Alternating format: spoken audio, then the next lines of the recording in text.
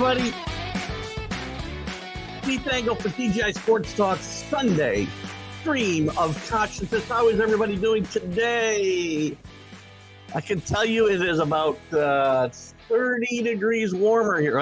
Maybe, let's see, 35 degrees warmer here this morning than it was yesterday. 11 below zero, 12 below zero maybe at this time yesterday. So we're warming up a heat trend. We're going all the way to 40 after being minus almost all day yesterday, and the wind chills were just brutal. Yesterday, wind chills weren't bad because the wind wasn't blowing. Friday would kill you here. And I know you people who are in colder weather probably like, man up. Welcome, everybody. We're going to talk a lot of NFL today, some Major League Baseball. NFL, by the way, we got to talk about, obviously, the championship games last week. I just got into a conversation as I got into the Mac and Jack and Jim show about the games being fixed and scripted. Please stop. We can get into that a little bit if you want. We'll talk a little Super Bowl. Tom Brady, of course, retires. We'll talk about him. Some interesting facts. Some baseball numbers retired. Fernando Valenzuela's number will be retired by the Dodgers. Maybe we'll look at some bounce back potentials. Derek Fowler retired this week. We'll look at some college basketball scores. A big upset yesterday in Purdue losing to Indiana. Indiana playing some really good basketball. And I'm going to talk some NBA. I know I try to stay away from the NBA, but I got to talk about Kyrie today. I welcome everybody on Facebook. We're on Northeast Streaming Sports right now, or simulcasting on Let's Talk Sports. Obviously, we're on the TGI Sports Talk pages, my personal page, Facebook, Twitter, YouTube. We welcome everybody, and thank you to the groups who are so graciously allow me to share the shows. We're going to get into it full bore today. I didn't get a chance to get Jim Behringer, and my fault. I wanted to get Jim in today to kind of talk about the All-Star game and the NHL, but we'll get into it a little bit. Good morning, CA. Good to have you with us this morning. A blessed Sunday to you as well. The fix is in, Ned New Yorker. If the fix is in, I said somehow Carlos has gotten himself on all these shows. Jeez. Oh, man. Good morning, Kenny Gifford. Good to have you with us up on the mountain. How cold was it on the mountain yesterday morning is the question. I'm here complaining about it being 13 below. You must have had it pretty cold. So anyway, where are we going to start today? I want to start, I think we'll start real quick with the NHL. And I'm not going to talk much NHL because Jim's not with us. Teams are a bit on a break. We're on the All-Star break. Do I have a yeah, they're on a break. I do want to talk a little bit real quick. We'll talk Bobby Hall, then we'll jump into the maybe I'll get Kyrie out of the way early today too. I don't know. Then we'll spend the last hour and a half on real sports. Sorry, I don't mean real sports. Important stuff for me right now. The NFL, the Major League Baseball, college basketball. Obviously the NHL is important. I shouldn't say that, but the NHL hockey All-Star game is not important to me. And it's interesting. They play a little tournament, obviously, 2 out of 3 games the same day, 2 periods. The Central one. I mean, they make it interesting. The NHL Pro or the NFL Pro Bowl weekend, same stuff. Skills competitions, a flag football game. Who cares? I mean, I just don't have any interest in watching any of that. It's not real sports. But the most important thing in the NHL to talk about today is the passing of Bobby Hull this week at 84, I want to say. Bobby Hull, when I was growing up, was probably my first big hockey hero. Didn't know about his personal life, obviously, at that time, which he lived hard and not always well. But he was a great player. He changed the NHL from being a provincial sport, which it still is, right? But he gave it national appeal. He played for the Blackhawks, and Keith Engel at 9 and 10 years old became a Bobby Hull fan because they had these little discs. I don't know if anybody ever had this. I had this player that had these little discs, and you could buy these great sport moments. The things were only like 3-4 minutes long, but they had Bobby Hull, Bart Starr. I can't remember the other guys, but in any event, Bobby Hull really changed the sport of hockey. He was the first guy to score 50 goals. He was the first guy to get paid. He was one of the highest paid players in sports probably when he jumped to the WHA. and he played without the helmet, the Golden Jet. Played with his brother Dennis for 6 years, and the Blackhawks were really good at the time. Played with Stan Mikita, who also jumped, I believe, to the WHA, either at the same time or shortly after Bobby. He obviously had a great legacy, and his son Brett becoming a great Hall of Fame NHL player. So Bobby Hall, I mean, his legacy is on the ice. Great player, one of the best in hockey history. Again, made it a national sport. Still, hockey's still regional to this day. And partly is because it can't get, people don't care about teams outside of the region as a rule. And again, somebody can correct me. CA, you're a big hockey fan. Mostly if I'm in New York, I'm a Ranger or an Islander or a Devils fan or whatever. If I'm in Chicago, I'm a Blackhawks fan. You don't find guys, and maybe as people migrate throughout the country, you see some of that. Teams, somebody in Iowa being a Ranger fan. But at the time, it was really, really a regional sport, and he gave it, I think, some national appeal. So I think it's important that he be recognized. We hope he does rest in peace, and our thoughts go out to his family and friends. And again, I'm not going to get into a lot of it here, but Bobby Hall had his dark side too, much like Mickey Mantle with a little bit more added to it. Bobby Hall played hard, drank hard, but also wasn't always great with women, which people know how I feel about. Good morning, Rick. It is Kenny early, 24 to 20. That was a real temperature? Kenny, 24 to 26 without the wind chill. So I should stop playing about 13. Although I had this theory that once you get to 13, 10 below, what the hell difference does it make? Rick, I have a conversation with Keith to finish, but we'll never totally agree. I don't know which one that's about, Kenny, but tell me what it is, and so I know when to jump into it. We'll certainly do that. As far as a Mad New Yorker, he's a bullshitter. People are gullible. No, here's the thing you don't get. Carlos is very opinionated. I mean, there's a certain amount of BS in all our takes, right? There's times where I might go a little bit over the top on things to try to generate a little bit more conversation. I truly believe everything I say. I can tell you that. But when I'm wrong, I always tell you I'm wrong. And Carlos, if you're here, I'll give you a chance to stick up for yourself when we get together again. But Carlos, again, it's just, I don't know. There's just not a lot to back it up. And he did admit Friday that he's not a 90% accurate guy.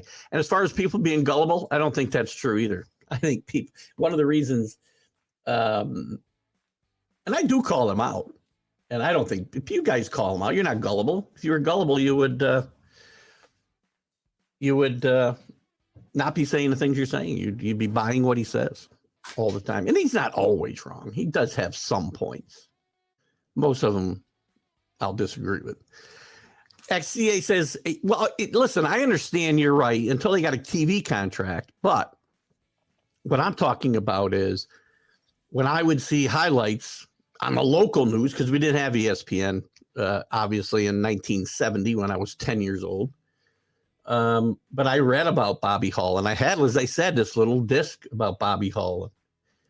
I think he started. I wouldn't say he did it. Okay, he didn't make it a national sport all by itself, CA, but he started that ball rolling. Real temp, good grief. Stay warm, buddy. So it's probably still cold up there. The goat. Yeah, we'll get it. We're going to get into the goat for sure in a little bit. After that, the franchises moved south and were created. We didn't grow on up the. When I say national, CA, be clear what I'm talking about. I don't say Bobby Hall was the reason teams went to Florida. I'm saying a kid from Perth, New York, was rooting for Bobby Hall out in Chicago when I was 10 years old in 1970, where I think most of the fandom up until then, because all you had until 68 was the original six, right? I believe around 68, 67, 68 when they expanded. You had the original six. And if you're in Canada, you were, a Maple Leaf or a Canadian fan. If you're here in the States, you rooted for a team in your region. The Red Wings, Chicago, the Rangers, and it was all East and Midwest, Mideast even. That's my only point, is that he got it rolling. No, I get it, and I appreciate your comments. You're absolutely right. I mean, and look at the NHL still today is trying to become a national sport, and they haven't been able to do it. They've not been able to do it. Because the game, and we've talked about it here, you got to go watch the game in person. I think Kenny brought it up. I know CA probably has. The game is so much better in person, and there aren't enough fans who go to enough games. And we talked about with Jim Beringer last week, and I think Kenny brought it up. I don't remember who it was that got us talking on that topic. But if you don't go to a few games, and understand what to be looking for, if you just turn on the TV, you're kind of lost. And casual fans, right? Casual fans don't watch hockey. They watch football. They don't watch hockey. Yes, Drew. When we get into by the way, great uniforms, those powder blues. I love them. So that is big news in a way. And we'll get into that too, Drew. We're only going to talk some hockey and NBA here for a few minutes, and we're going to move on to the important stuff. I want to get my. You did say it. I know you did say it, Kenny. I thought it was you last week. Grew up watching the Islanders dominate in Miracle on Ice. Well, there you go. And again, you're not locally, but again, but at that point, so that's now the Islanders started when in 79.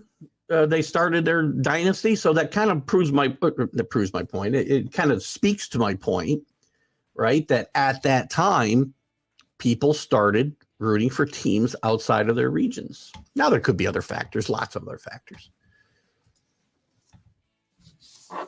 Drew, good morning, Drew. Good morning, Drew. Powder Blues back with the Royals. Ugh. You know what I want to talk about? And again, as far as the so Bobby Hull, I think, rest in peace, Bobby Hull. Again, your personal transgressions aside, when you look at it just from a professional standpoint, and believe me, I have a hard time putting those things aside because I've talked about other players, and I'm not giving Bobby Hull a pass.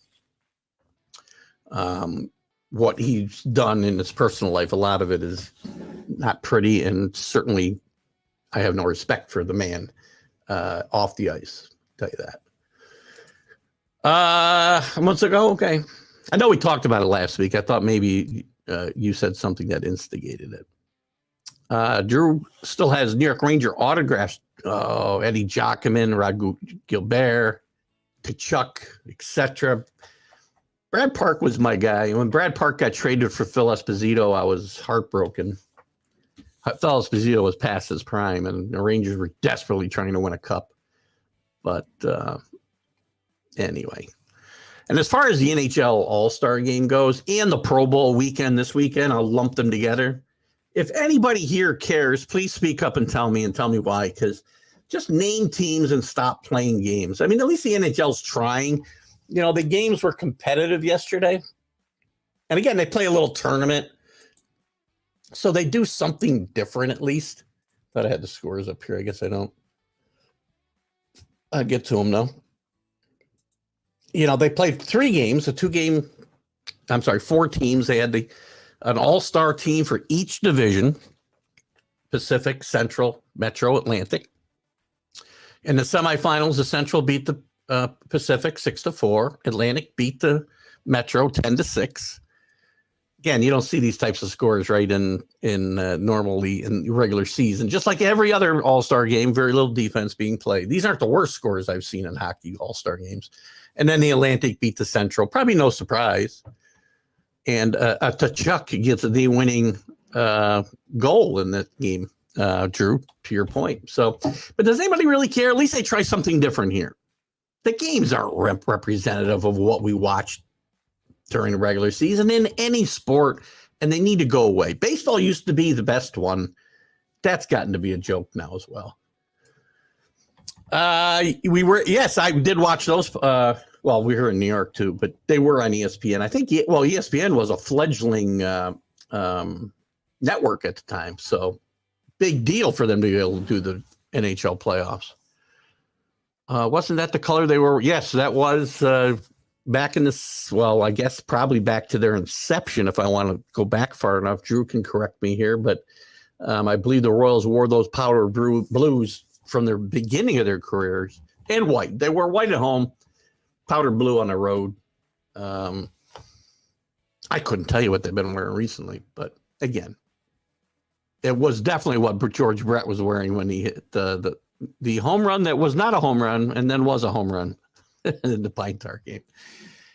The most fun event. Listen, I wanted to watch the dodgeball only because dodgeball gets such a bad rap in this country today because we can't hurt kids' feelings.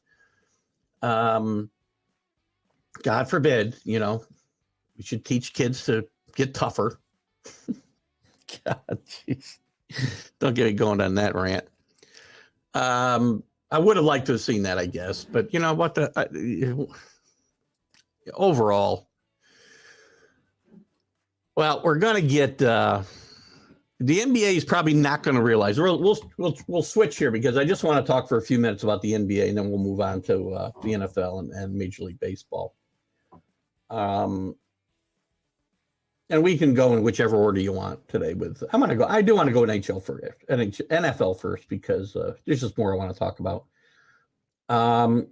And topics for baseball, I'm kind of struggling, so to be kind of bounce back, guys. Drew, if you got some topics you want to talk about when we get to baseball, you can feel free to throw them out there, and we'll discuss as a group. As far as basketball going down the wrong road, I don't disagree. Hang on one second. I thought somewhere here. Here we go. So the NBA, yes, they're going down the wrong road. Big contracts, players running the show. And this latest weekend, Friday, actually, Alan broke the news about Kyrie during the Let's Talk New York Sports show that I was doing solo, as my co-host Dan Harris is still recovering. That Kyrie demanded a trade. I said all along, Kyrie's been playing at a great level. Great level. He was actually a leader for the Nets in helping them recover from their atrocious start. Had trouble with Steve Nash. Helped get him pushed out, but that's Kyrie. I thought it was ironic that the players pushed Steve Nash out when they wanted him in the first place. Handpicked by Kevin Durant and James Harden at the time. But I said all along, how long is it going to be before Kyrie implodes? And Kyrie implodes on Friday, and not only does he demand a contract, but now all of a sudden he's hurt and can't play. And I've said forever, guys like Kyrie are the problem with the NBA. So is he going to get traded? I hope so. I hope he goes to freaking LA and teams again with LeBron. But is LeBron going to want him back? They had problems in Cleveland together. And to Kenny's point about the NBA, are they going down the wrong road? Absolutely. And Kyrie is the poster child for what's wrong with the NBA. A bunch of, you're talking about spoiled millionaires, near billionaires. And here they are. Kyrie, the poster child. Sorry, Kyrie. Don't try to drive across the country when you get traded to LA, because I don't know where the world ends. It might end in the Midwest for all we know, where the side of the... How do I take any guy who thinks the earth is flat seriously? And if any of you guys are flat earthers, I apologize for my bad attitude. I know there's thousands or hundreds of you out there. The other thing I want to talk about, I'll get to Kenny's comment here in a second, and I'll talk about this quick and we'll move on to other stuff. LeBron, with his game the other night, has now moved within 36 points of Kareem Abdul-Jabbar for the all-time scoring lead.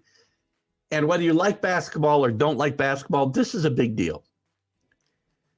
Kareem is whatever, and I don't even know the reasons, to be honest with you, but Kareem has forever been a LeBron detractor. I have until recent years, and LeBron, started with some of his political nonsense. Just be quiet. Nobody cares, LeBron. Any more than they should care about my political comments.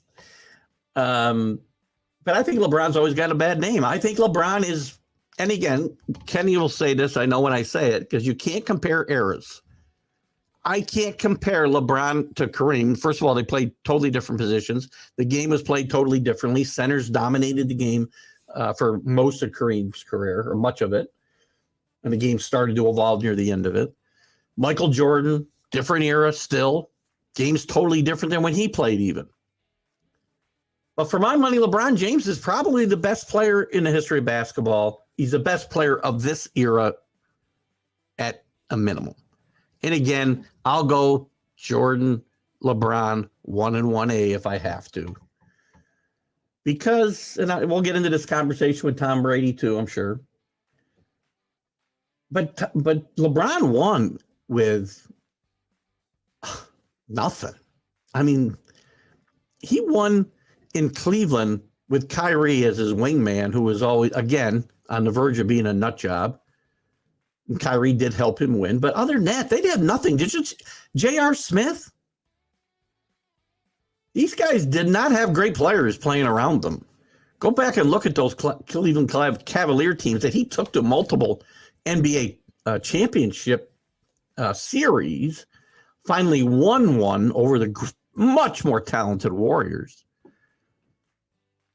And again, he would go out and play hard night after night. So again, my hat will go off to LeBron. He's going to break that record this week. I think he's going to sit out a game, at least one game on the road. He wants to break the record in LA. Kareem will be there, and we'll see how it goes. Yeah, I know that's the conversation you're talking about. We'll get more into it. We'll dive more into it when it comes to. And again, I freely admit that that's absolutely true, Kenny. It's very hard to compare eras, but I can tell you that and we'll get into it with Tom Brady. I think it's more relevant there than here. I don't know that he has a doctorate on humanity. He might think he does, but again, early LeBron, it's funny. First half of LeBron's career, I said, there's a guy who gets it. I watched him as he grew as a player and was the best player in the NBA, but he got it. He was Derek Jeter-ish, Aaron Judge-ish in the way he got it, and didn't take himself so seriously either, by the way. Now, the second half of LeBron's career, he's changed and spoken out. Now, I'll tell you what, it's interesting. We can have, and we're going to wrap this up here in a second, but when it comes to athletes, we don't want them to speak up. Some people don't want them to speak up. Others get mad when they don't. Michael Jordan, for his entire career, was ripped by the black community for not speaking up, because not just not speaking up. Oh, yes, not speaking up because he was making millions, if not billions of dollars off the backs of poor black kids who were buying sneakers that were priced, that could have been sold for $30, that were being sold for $175. Right? And he could have stopped that. All he had to do was say, nope, you sell that sneaker for $30. And, at that time, kids were killing each other over sneakers. So, you speak up, you get in trouble. You don't speak up, you get in trouble. So you can't make people happy. Rick loved basketball until the year they went on strike. Today's basketball holds no interest to me. I love the college game myself. I only talk about the NBA when there are big stories to talk about. These were two big stories, so that's why we got into them. And that's probably a good breaking off point, Rick, with the strike. I think really hurt the NBA. 99. And the Knicks made it to the championship that year, oddly enough, with a horrible record and a coach choking the star. That's the watering down of professional sports. There's just as many great players. So when you say watering down, I don't necessarily disagree, Kenny, in the fact that there are more players and less, the percentage of good players is less. The number of great players, I don't think, is less, though. I really don't. James is a hypocrite. He speaks up about everything except agreed. That's an interesting point. And this is the one thing that LeBron really gets gets hammered about, and I would hammer him as well. You can't have it both ways. The Chinese are not our friends, LeBron. Just an FYI. Anyway, enough on that stuff. Let's move on. At least now I can share it with the NBA groups. Let's talk some NFL. We'll talk a little bit of Super Bowl stories, some interesting stuff. We'll talk Tom Brady, and anything else you guys want to talk about. The coaching carousel. Got a few notes here. Aaron Rodgers. We'll go wherever you want. In the All-Star games, in the championship games last week, obviously, as we all know by now. And I don't care, by the way, about the Pro Bowl today, which I think is a flag football game, which is probably just as well, right? 2 games last week, very diverse games, different types of games. Eagles won handily, 31-7. Brock Purdy knocked out of the game with a torn elbow ligament. He's going to undergo Tommy John surgery, and how long he'll be out is debatable. I hear everything from 6 months to the entire season next year. There was a lot of talk that this would change the Tom Brady conversation to possibly not rejoining, but going to his childhood team, the 49ers. That obviously will not happen. The Eagles were far and away the better team here. I don't think if Brock Purdy played that they were going to win this game. The Eagles were fired up. Probably, and again, can't say. There are turning points in games, and two turning points came early here. Not just Brock Purdy going out on a second play from scrimmage for the 49ers, I want to say, but the catch by Smith, Devontae Smith, which was not a catch, and nobody caught it at the time. Again, those plays have happened in football for years. I'm not going to tell you that that's why the 49ers lost, but who knows if that play is overturned and the 49ers throw a challenge flag there, then maybe the game takes a different direction. Hard to say. The Eagles were so much better that day.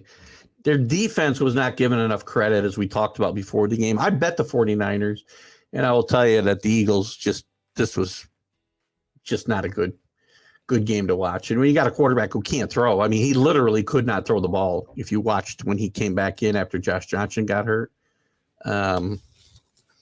he literally was playing with one hand tied behind his back.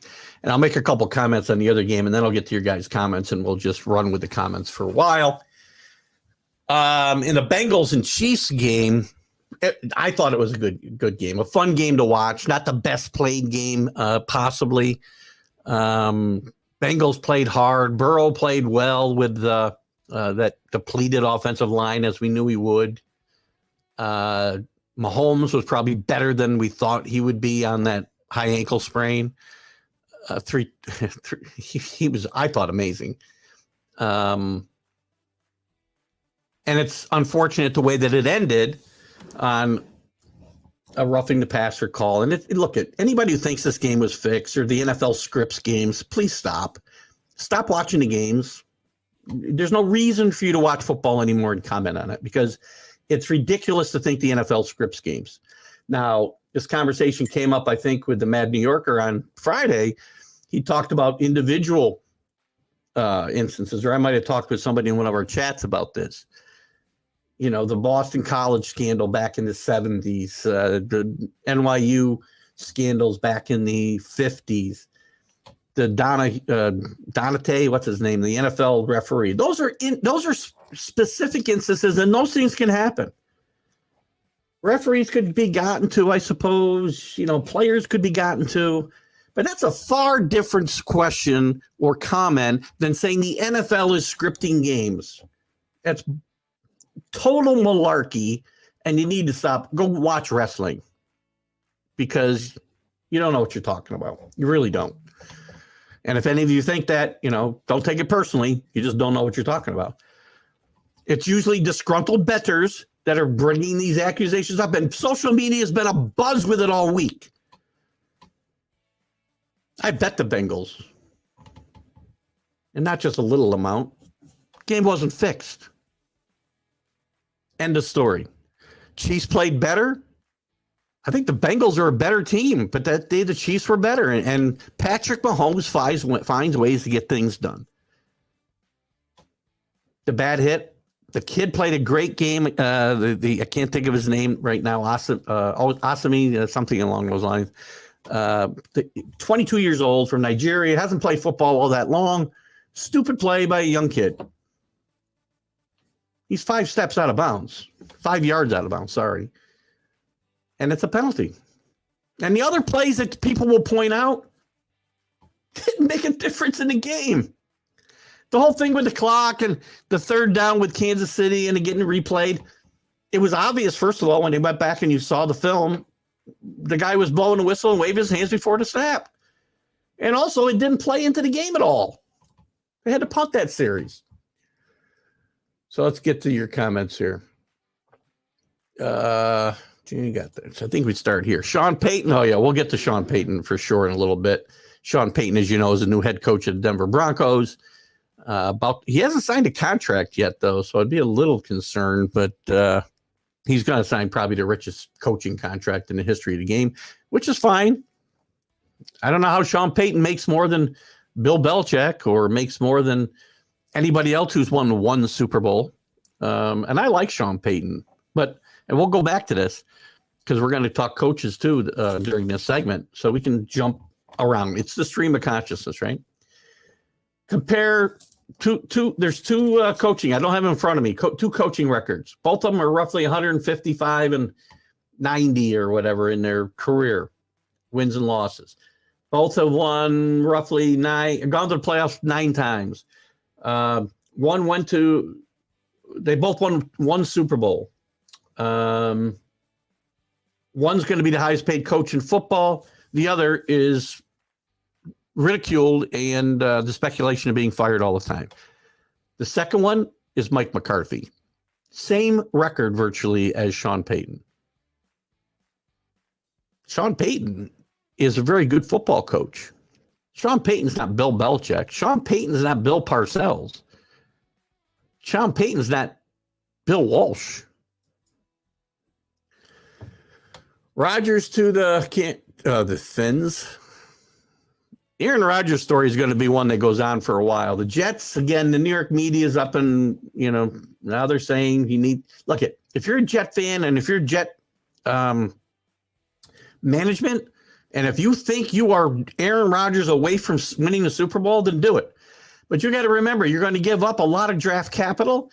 You're going to pay a boatload of money and hurt yourself at depth at other positions. So if you want to go the LA Rams way, win a Super Bowl, and then maybe stink for 5 years, then by all means go for Aaron Rodgers. If you want to build a franchise and something that's sustainable, like the Chiefs have done, like the Patriots did for 20 years, that's not going to happen. But even something like the Chiefs or 49ers have built, then you don't go that direction. Now, if one Super Bowl, and Rick, you and I have had this conversation, my guess is you would say, take the quarterback and win the Super Bowl. I don't know what I'd want, to be honest with you, because now I'm so far removed from being in that position. I don't know. Drew, Eagles have a much better D versus a better Chiefs offense. The Super Bowl should be very interesting. But the Eagles are head and shoulders above the Kansas City defense. But the Kansas City defense, by the way, and I said this early in the season, is improved. Their pass rush can be tough at sometimes, but the Eagles have a better offensive line, obviously, than the Bengals.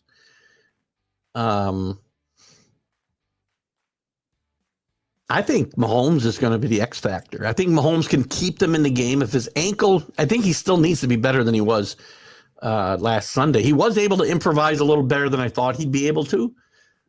So credit to Patrick Mahomes for playing through that. It's not, high ankle sprains are not easy to play through. And now everybody hates the Chiefs, right? Everybody's hating on the Chiefs, by the way. They're the new Brady and the Patriots. We hate on them. We don't want to see him anymore. Blah, blah, blah, blah, blah. And I'll get into it, Tom Brady, because we just don't appreciate greatness when we see it.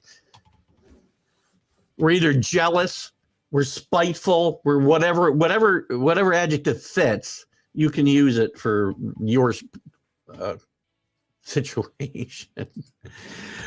ESPN's been a joke for quite some time, and I'd love to know the reason behind your comment, Kenny. I've been not a fan of this. And again, listen, we're going to have to get used to it because ESPN has all the big playoff games when it comes to hockey. They have a lot of the football, obviously. But ESPN has been a joke forever. Their reporting's a joke. I can go back, and again, I got a personal gripe in this because their reporting during the Patriot dynasty was ridiculous, slanted, and pointed towards one thing: bringing down the New England Patriots and Tom Brady. But other than that, I'd love to know your personal opinion and why. Yes, it was heartbreaking to see the aftermath. There's a lot, and this is an interesting topic for me, Drew, because if this was a grizzled veteran who knew better or was known for this type of thing, I'm trying to think. Burkett, who's the guy who played for the Bengals a few years ago, was always getting personal fouls. Burkett, something along those lines. If it was a guy like that, I'd be all over him, calling him stupid and selfish and blah, blah, blah. But this is a 22-year-old kid. He's not from the country. He's still learning the game, played a very, very good game that day. And he knew and he got hurt on the play. He knew as soon as he did what he did, he knew he'd made a mistake.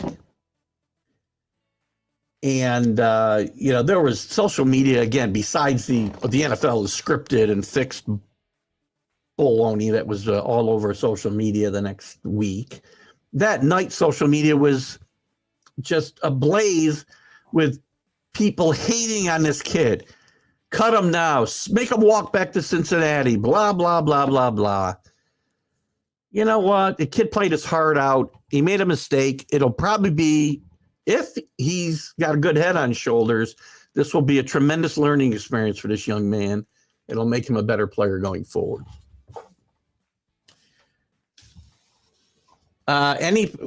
First of all, you don't know. The only players I would say, first of all, we're talking about two different things. Just remember, we're talking about an individual player or referee getting paid to do things to influence a game. There's no way you can be assured one player in baseball, one player in football, maybe in basketball you could make sure that a game fell within a certain amount of points. You can point shade by not playing as well as you can. You can miss a kick if you're a kicker. You can throw the ball badly if you're a quarterback. You can throw a key interception. I'm not saying isolated incidents can't happen. I'm saying overall conspiracies that the NFL is fixed by the NFL itself because they want certain matchups is total nonsense and bullshit. Excuse my French. And I will never change that stance, and I will never get let until somebody proves it. Human beings make mistakes. And I don't think, Kenny, you're saying that kid, I should have read your last part. But again, I guess I'm ranting. I'm not ranting at you, Kenny. I'm ranting at the people who actually believe the first part. Or worse, believe there's an overall conspiracy that the NFL throws games. They script games for certain outcomes, and it's such utter nonsense. Stop watching, please. That was a penalty. There's no doubt. And again, I had money on the game. That was a penalty. He was 5 yards out of bounds. He was almost past the stripe when he hit him. You can't hit him. You can't lay your hands on him. You can say Mahomes flopped. You can say whatever you want. The kid knew he committed a penalty. No, it was more than that. You see him, he pushes him. Again, did he push him? Was he going to get hurt? No. But that's a penalty. If that's a penalty in the first quarter, it's a penalty in the fourth quarter, and it would have been a penalty in the first quarter as well. You can't be, 3 steps out of bounds, get touched, and it doesn't get called.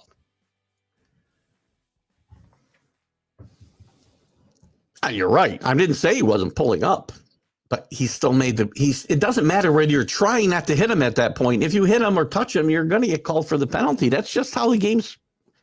And again, that part hasn't changed. That's from play. Well, I should say there was a time that wouldn't be a penalty.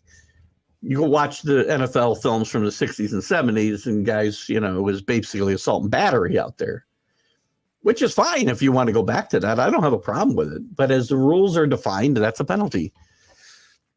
And I can live with that. Peyton makes more because the Broncos need much more work to fix them.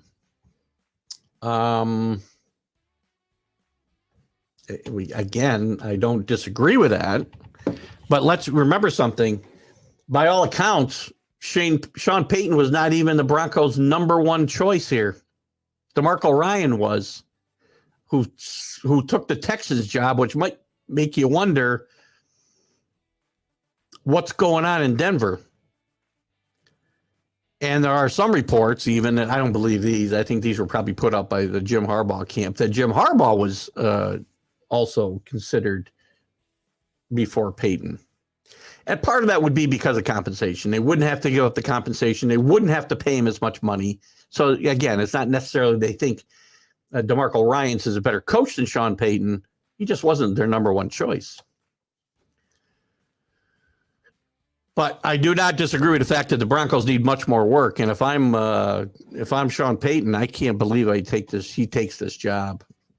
I mean, I don't know if he's drinking or what. I mean, I just sat out another year, wait for Staley to screw up more in San Diego, and you go into a great situation. I don't think there's any great situations that are available this year. You want the Texans job? Did you want the Colts job? Did you want the Broncos job? The Panthers job? If I'm Sean Payton, I sit out 1 more year. Do some more TV. Wait for a better job to open.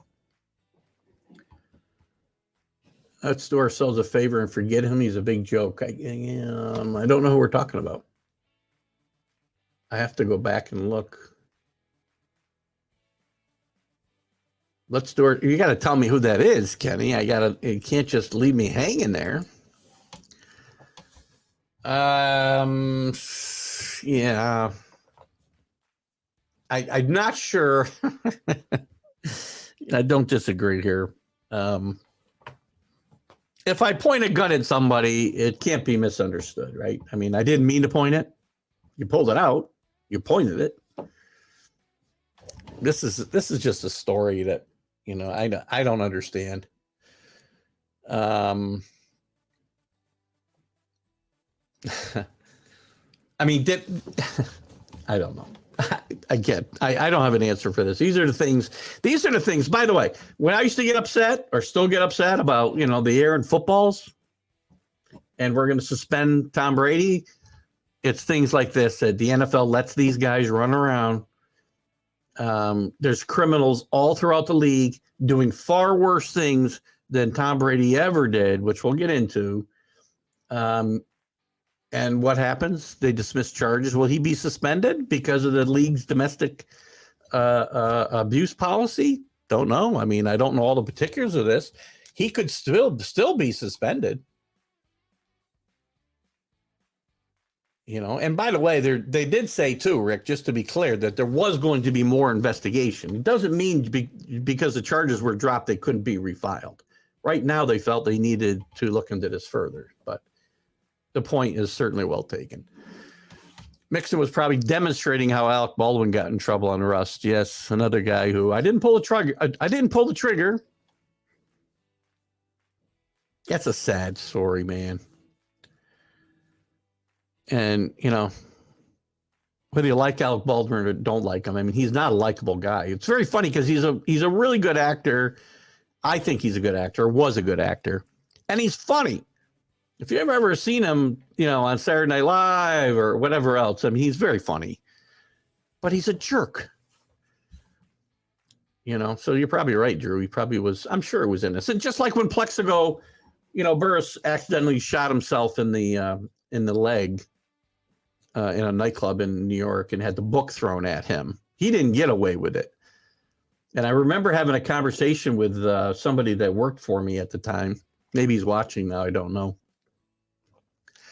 If that was Tom Brady and he shot himself in the leg in a nightclub at 3 o'clock in the morning, he wouldn't have got the book thrown at him by Blair Bloomberg and the city. Well, let's look at everything that's wrong with that statement. First of all, Tom Brady's not going to be in a nightclub at 3 o'clock in the morning with a gun in his freaking PJ pants. Jeez. Alan, good morning, Alan. Kids today love parody and can't stand when the same guy wins over and over. Well, it's not just kids, though, Alan. It's the adults. It's people my age. Remember how old I am. I'm 63 years old, and I've been listening to people rip my guy for 23 years. Or Derek Jeter for 20 years, and he's been retired for 6. The people that we should root for, we don't. We don't root for the Tom Bradys and the Derek Jeters. We just don't. We want them to fail. We want to find something wrong with them so that we can knock them down a notch. That's what we do in this country. Oh, Burfett. Thank you for that. I was close. Maybe that's who Kenny was talking about. I'm not sure because he is a jerk. Just watching the top 10 plays and soccer goalie stopped there, point blank shots, 2 on his back, and a dunk was number 1. Well, I think the goalie probably should have been number 1. I've been guessing that's your point there. Another perfect. What did I say? Was I even close? And by the way, what a thug this guy was. Again, thugs everywhere throughout the league. Not everywhere. It's not all players, right? But there's one of these guys on every team. Anthony, good evening, good morning, whatever. He pushed him all the way to the bench. I agree. There's no doubt that was a foul. Had to be called. I don't care if you're rooting for the Bill if you're rooting for the Bills, you really got a problem. I don't care if you're rooting for the Bengals. I was because I had money in the game. It's a foul. Or if you're rooting for Kansas City, where you might have some bias, it doesn't matter. It was a penalty. You got to call it. Broncos have a good defense. Kept them in the game, in games. Had the Broncos. Again, you do this all the time. They'd be 9-8. Listen, my team's home. My team could have won 11 games this year, and they didn't. You know why? Because they didn't play well enough to win 11 games. The Broncos aren't good enough to win 9 games. Good defense or not. Now, Hackett might have been the problem because Russell Wilson did play better football after Hackett got fired. Can Sean Payton turn Payton around? Maybe. But you show me. Everybody's in love with the talent on the Broncos, and they were last year. I wasn't. I said before the year this team would be at last in the division. Because I didn't see the talent around Russell Wilson. He had better talent in Seattle.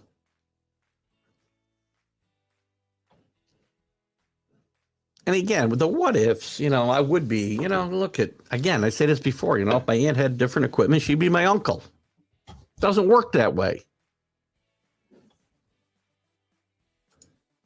Oh, Rodgers. Yeah, we unfortunately, Kenny, we're not going to stop talking about him because he's not going to go away. He needs to go away. Maybe he'll retire. I doubt it. Right? There's 50 or 60 million reasons he won't retire. Now the Raiders are in play here here's the thing. I think it's much more likely he goes to the Raiders than him going to the Jets. I just do. Same way. I've said that forever. I've always, again, when I had to sit there and listen to Ray Lewis chastise Tom Brady during Deflategate, I wanted to reach through my TV and strangle him or bludgeon him or however he chose to participate in 2 murders in Atlanta. And I don't care, whether he actually killed the people or not. And listen, I speak from experience. I had a serial killer on my team. Ray Lewis should not be on TV judging anybody for anything. It's a league full of thugs. And again, the NFL needs to start showing some chutzpah, showing some freaking cojones and start suspending people for good that are thugs. Like Burfett, like Ray Lewis, like the criminal quarterback in Cleveland. What do you got, Anthony? Just like that Eagles lineman who was charged with kidnapping. Yeah, but, it all turned out okay, Anthony. It's just freaking ridiculous, right? I mean, good God. What is wrong with people? What else is in the news in the NFL? You guys continue to throw stuff out. We'll jump into Tom Brady in a second. That's going to be my next topic. And maybe we'll jump. This other stuff is Geno Smith's close to signing. It looks like a long-term contract with, not long-term, but a new contract with the Seahawks. Derek Carr has been allowed to talk to other teams by the Raiders. No surprise there. I guess it's been made official here by the Peyton and the Broncos. What is his deal? I love this when they show that and then they don't show me what the deal is. Whatever. I think we talked about it the other day. I believe he's going to be the highest paid coach in football. The NFL, 149 concussions. Here's the thing, too. This was a big story on the network news this week that the NFL had 149 concussions reported during the 22 season, up 18%. To me, this is a non-story because they're looking harder. I mean, it's probably up 400% since 1982. They didn't take guys out of games. They didn't even diagnose concussions. They just put them back in the game. So when you're looking harder and your protocols are more stringent, you're going to find more concussions. So to me, again, maybe I'm wrong. The report is being portrayed as a negative report. To me, I look at it as a positive because the league is now identifying these injuries. Do they need find a way to prevent them more? Sure. But the fact that you're catching them is very important. So the news, at least the news I watched as it was reported the other night, was reported in a negative light. Despite what the NFL is trying to do, concussions were up 18%. No, because of what they're doing. Concussions are up 18%. What's wrong with people is money. Well, that's true. We all know that. It will always be a problem, unfortunately. Fred Flood, we can talk a little bit since we're on the topic of the Cowboys, Alan. Rick, here's the thing. They hired Brian Schottenheimer as their new offensive coordinator, who, by the way, I'm sure Jet fans will have lots of not nice things to say about. I'm sure he'll get some credit for the development of Trevor Lawrence last year. He was a quarterback coach there, I believe. But the fact that they've hired him and McCarthy will call the plays is very interesting. And I just told you guys at the top of the show when we were talking about, or not the top of the show, when Drew first brought up Peyton's name, two guys with the same exact resume, basically. Look at the wins and losses, 150s and 90s wins and losses, one Super Bowl win each, 9 playoff appearances. These guys have the same resume, and one guy we want fired. The other guy's going to be the highest paid coach in football. One guy's a savior, the other guy's a bozo. And listen, I'm not trying to defend Mike McCarthy. I'm just saying perception is really in the eye of the beholder.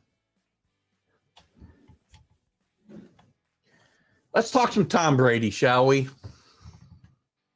I did a vlog, and I don't know how many of you guys saw it. If you haven't watched it, watch it.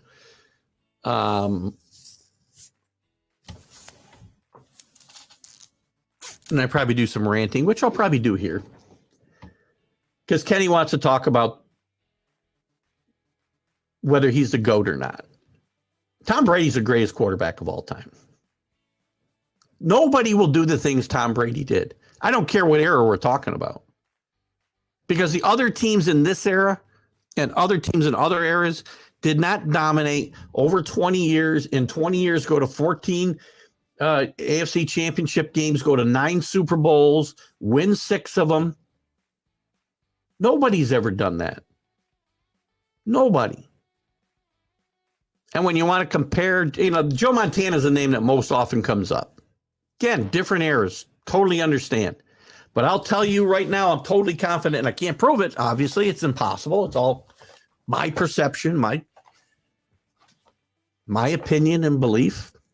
If I took Tom Brady and put him on those 49er teams, they would have won those 4 Super Bowls. Maybe they'd have won more. If I took Joe Montana and put him on these Patriot teams, does he win 6?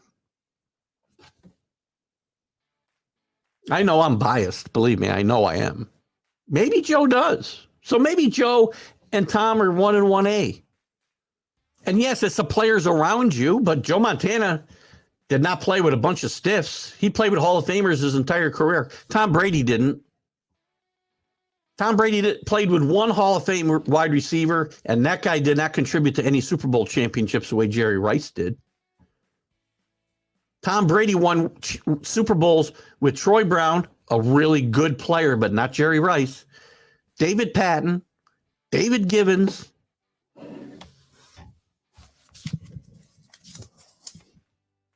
Wes Welker, nice player. He's not Jerry Rice. Julius Edelman, nice player. He's not Jerry Rice or John Taylor, by the way. None of these guys are either one of those guys.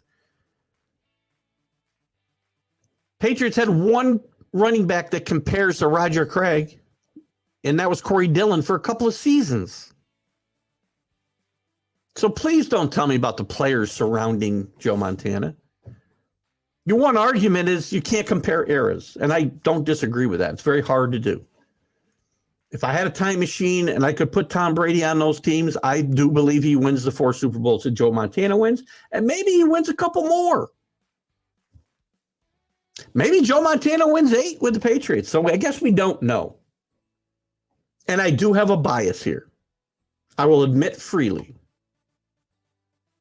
I do find myself able, and maybe you guys don't see it. I don't hope you do.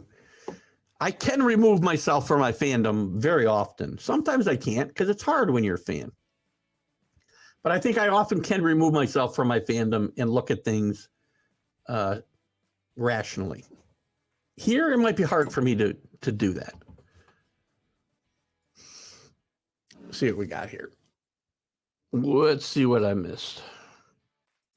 Couple things. Regardless, the Cowboys will still be in the NFC playoff hunt because of how bad the NFC is overall. Okay, agreed. But that's not a ringing endorsement of your organization, Alan, either. It's up.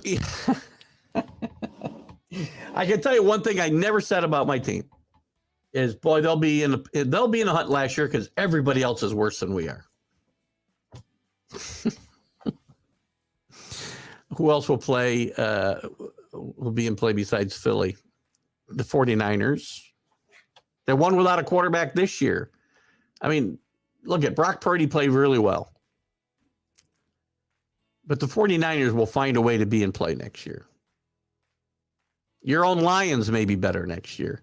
The Vikings will be in play, but again, they're probably not going very far. But these teams are all on the same level. Philadelphia is up here right now, and the other teams are down here. The Giants will be in play. Nobody in the North or the South will be in play. But again, that's not a ringing endorsement for my team, Alan. Give me some positives for your team rather than the negatives of the league overall. My gosh. Would still lose to the Giants even with Joe Montana. I agree.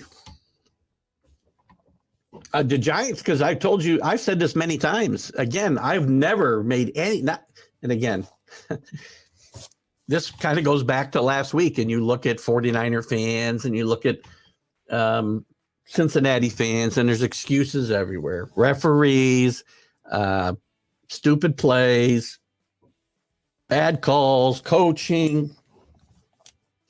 I've never made one excuse for any of the Super Bowls that we've lost. The Giants, the 2 days they beat us, they were better. They were better. I could point to Wes Welker not catching the ball. That's on my team. That's not an excuse. That's a reason they lost. We weren't good enough on those days. The day when the Patriots were 18-0, I've got friends who are Patriot fans who have talked about Tom Brady's ankle. Don't care. Have talked about the fact that on the catch, the helmet catch, there was holding. There was in the grasp. The ball hit the ground from his helmet. None of that matters to me. I don't use those as excuses. The Giants were the better team that day. They beat the crap out of the Patriots that entire day and Tom Brady. And they deserved to win that game because that day they were a better football team without even a question. So does Joe Montana make them better that day? I don't know. It's a different style of quarterback, so maybe. I mean, and again, to Kenny's point, and Kenny's got some comments coming up here, which I'll get to in a second. But to Kenny's point that I'm sure he's going to point out, the offense would have been run differently under Joe Montana. And quite frankly, to my comments about Tom Brady winning with the 49ers, the offense would have been run differently then. There were times where the Patriots ran a very similar offense to the 49ers. There were times that it wasn't.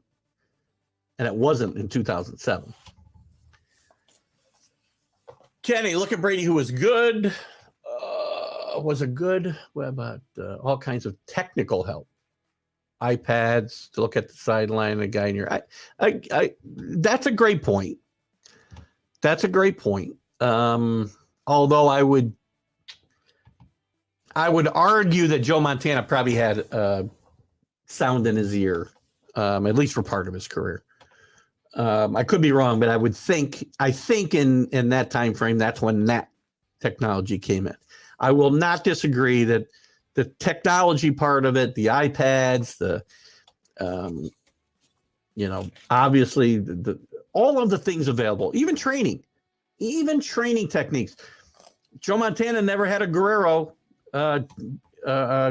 Brady's personal trainer. He never had that type of training physically that Tom Brady went through. So I agree with that entirely. I don't feel he could control a game calling the plays. But by the way, Joe Montana didn't call the plays either. He wouldn't or couldn't take the hits that were allowed. Which guy are we talking about? Brady? You tell me Tom Brady couldn't take a hit? Tom Brady never missed a game because of an injury except the season when his knee got torn up on the second play of the season. So you're going to tell me Tom Brady wouldn't take a hit? You need to go watch some film, Kenny, if you're talking about Brady. And if you're not, I apologize. That's not true. And that's probably not true for either guy. Joe Montana got the crap beat out of him as well. And again, the rules were different. You could hit quarterbacks. And guys would get penalized when they hit Brady, where they wouldn't have in hits against Montana. But don't tell me that he wouldn't take hits. There's no tougher guy. This is one of the big things that really irritates me when knocking Tom Brady. You go back and watch film and you tell me Tom Brady can't take a hit. Got the crap. You get the snot knocked out of him just in the World Series. The Super Bowl I was talking about in 2007, he got the snot knocked out of him by the Giants. All day long.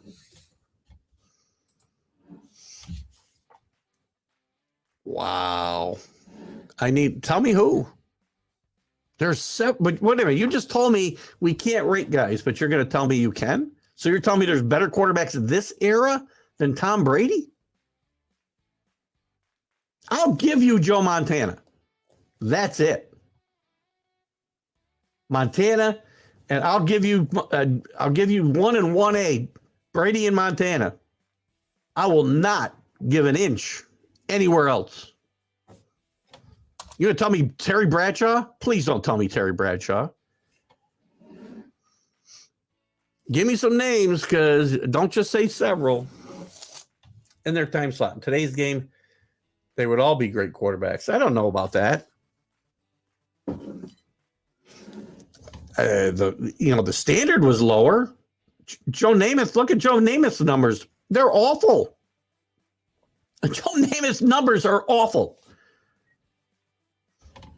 Terry Bradshaw's numbers aren't great. Terry Bradshaw threw the ball down the field. Terry Bradshaw would not be a good quarterback today because his accuracy wasn't as good as it needs to be to play today.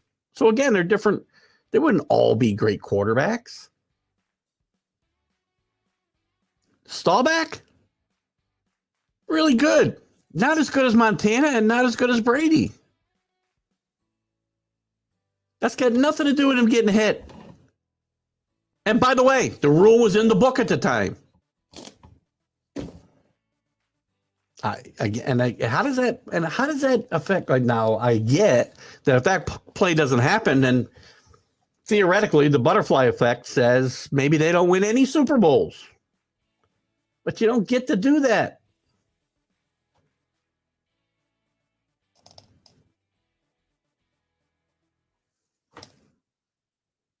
Again, the rule's the rule. The rule was used correctly.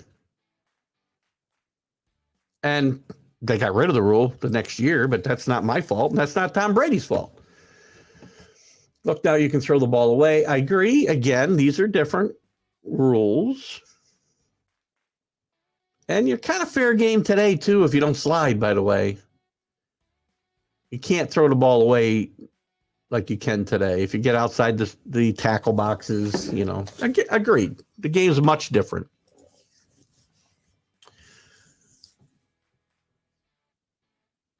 Yeah, I'm not sure where some of these go. People hate Cousins, but I agree. Listen. I've said a lot of derogatory things about Kirk Cousins myself, Rick. I will not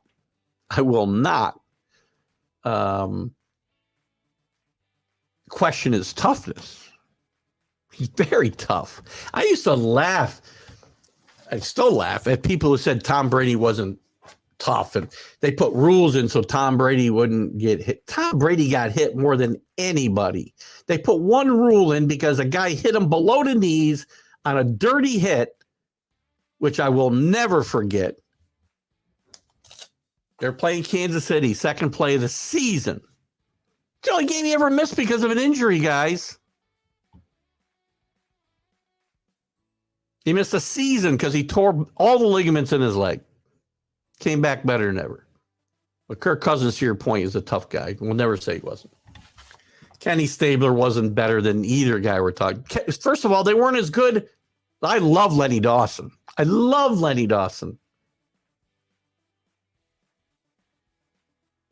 One of the guys I loved when I was a kid.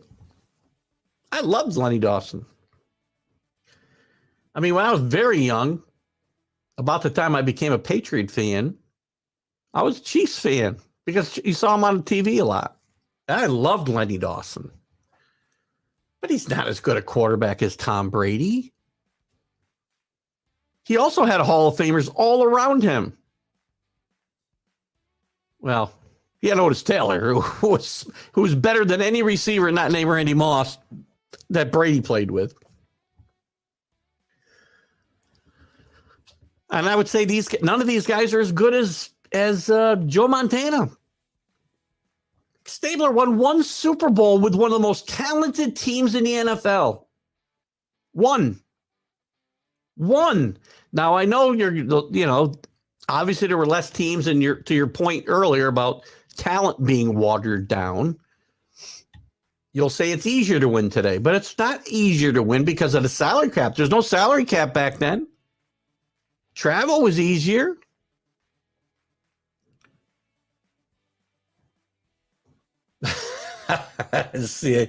CA weighs in with Jim Zorn. Now, Zorn I might give you. Zorn was a great player. Kidding.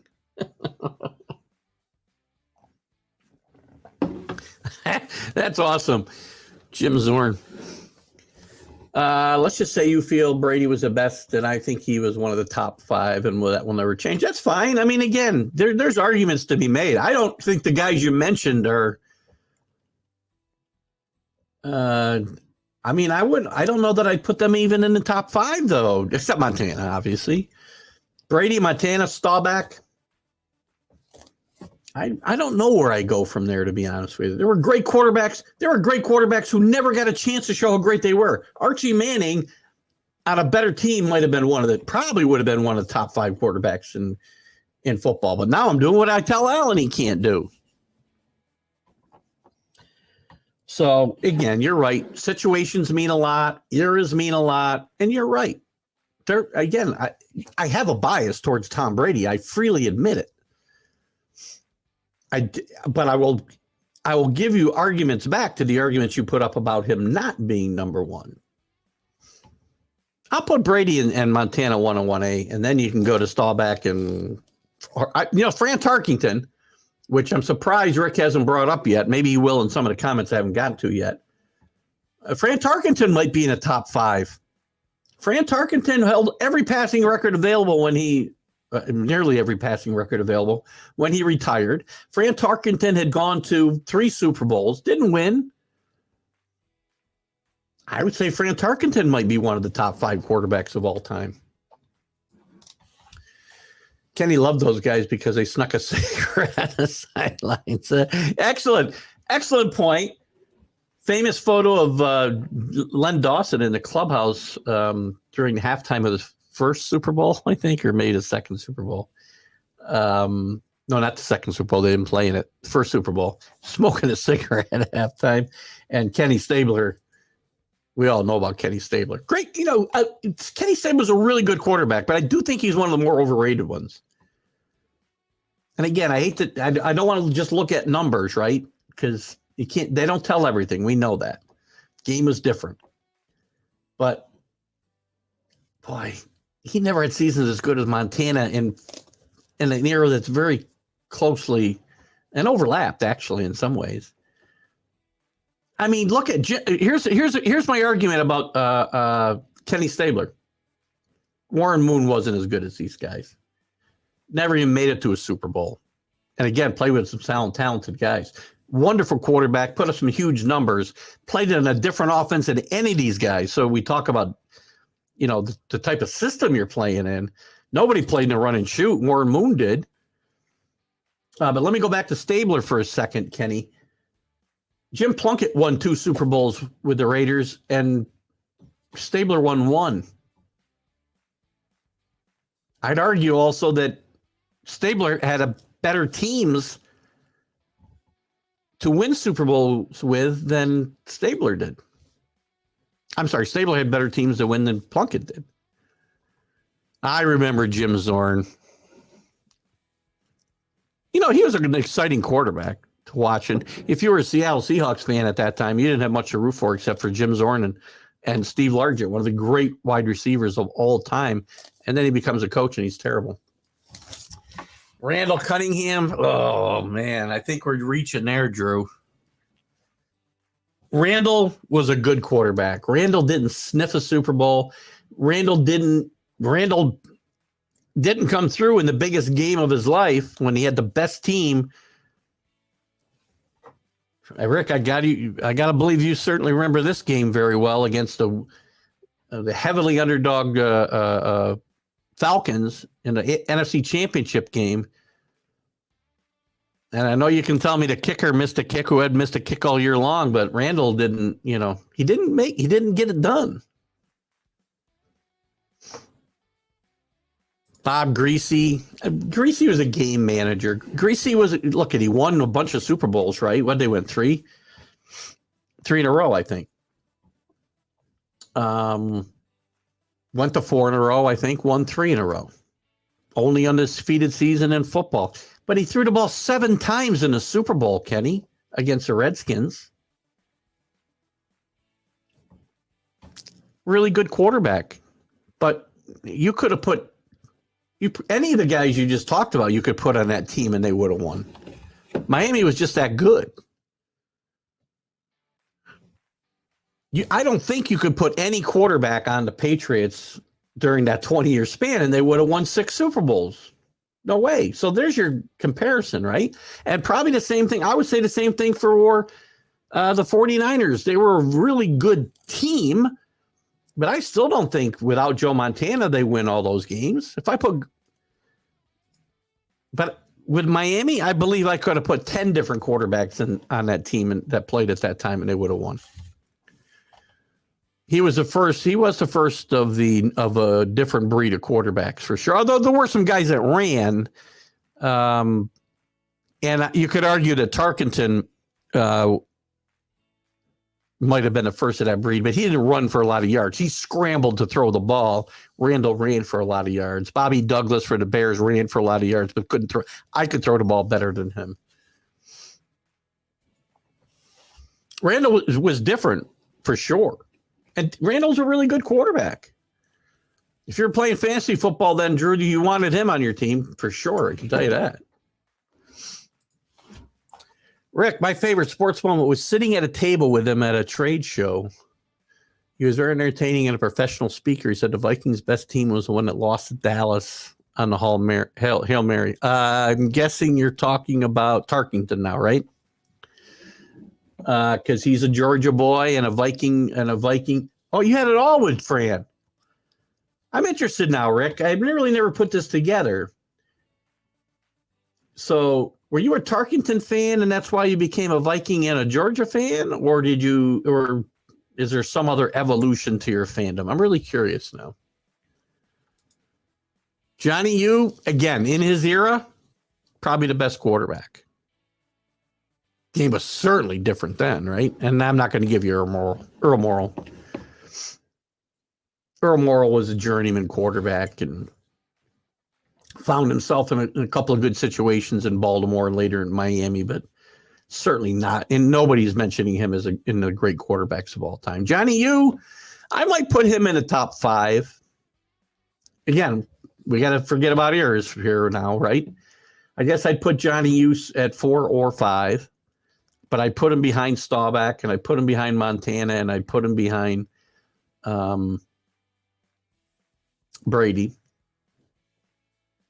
Who would I put at 5? It's got to be a winner, right? I'm trying to think of a guy that Bart Starr. Maybe Bart Starr. Anyway, so some interesting stuff there to think about. Tom Brady, but Tom Brady's, don't feel sorry for Tom Brady. Tom Brady's not coming back, by the way. Tom Brady's going to be on Fox making, and again, we had a little discussion about this. Let me get to this before I get too far. Steve Young was a great, Steve Young's career was shorter because he had to wait so long to jump in after Montana. He certainly had some great years, and he had some years he couldn't get over the hump. Again, only won 1 Super Bowl with some great teams, and I know he ran up against some really, really great Cowboy teams as well. Troy Aikman, I mean, again, I don't put Troy Aikman in the top quarterback conversation because he's another guy that I think a bunch of guys could have won with that Dallas team. I just do. Maybe Steve Young would have won 3 Super Bowls if he'd been with that Dallas team. But Steve Young's a good one. I just don't know if the length of his career puts him in that conversation for me. Good, it's a good one though. Purple People Eater started me on a 30-year journey. Actually, was a Notre Dame as a kid. So I'm guessing the Tarkenton thing pushed you to Georgia. Rick likes the Vikings because of defensive linemen. Well, they had some good ones, that's for sure. Carl Eller, Alan Page, Jim Marshall. Oh, I forgot to put Jim Marshall on my list for, as you guys know, I'm going to start in March. I hope to start getting some interviews up. They'll be pre-recorded. We'll come up with times that we play them. They're going to be exclusive to TGI Sports Talk and Let's Talk Sports because Dan Harris is doing the legwork for me.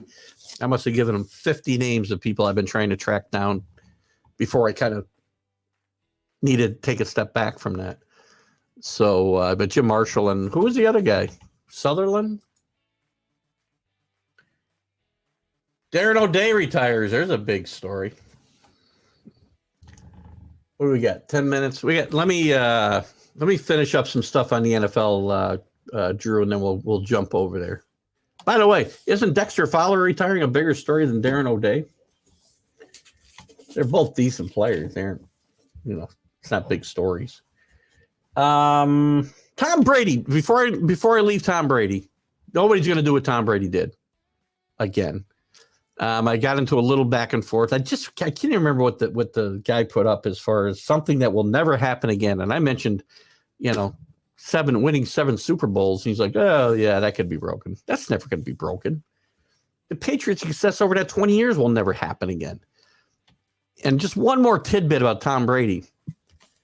The last player to retire, let me see, how should I say this? The last active player to retire that was drafted by the Montreal Expos was one Tom Brady.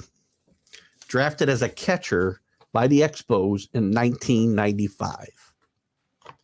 There's a piece of trivia for you to keep for trivia night. Good show. Like the hashings over, really can't. No, I know, but that's what we're here for, right? Is to argue, discuss, argue, whatever. It's hard to change opinions. In my opinions, it's hard to change as anybody. And that's what I like to do on the show. Have some fun and chat things out. I'm the first one. I tell you guys this all the time. And I'll usually, I think I did this last week when I gave my little tribute to Billy Packer. Billy Packer had a very famous quote that said, "I'm often wrong, but never in doubt." And that's me to a T. Get him early, 85 years old and has some health issues. No, I know. I don't know that that's going to happen because, when I talked to Ed White 2 years ago, I think now, Rick, I was trying to, he was trying to help me get Jim on, and I doubt it's going to happen now. And Cal Ripken's streak will never be broken for sure. Who's the fourth guy? Who's the fourth guy? I'm missing Marshall, Eller, Page, and who's the other guy? Is it Sutherland? I know they had a couple guys in that fourth role. Oh, anyway, was there any other? I'm looking at I got to look at my banners here. I'll come back to your comments in a minute. We'll get into the draft board on quarterbacks later. I want to talk some NFL. We can go back if we have to at the end. Oh, Larson. Right. Larson. Sutherland came in after Larson, I believe, right? Nolan Ryan.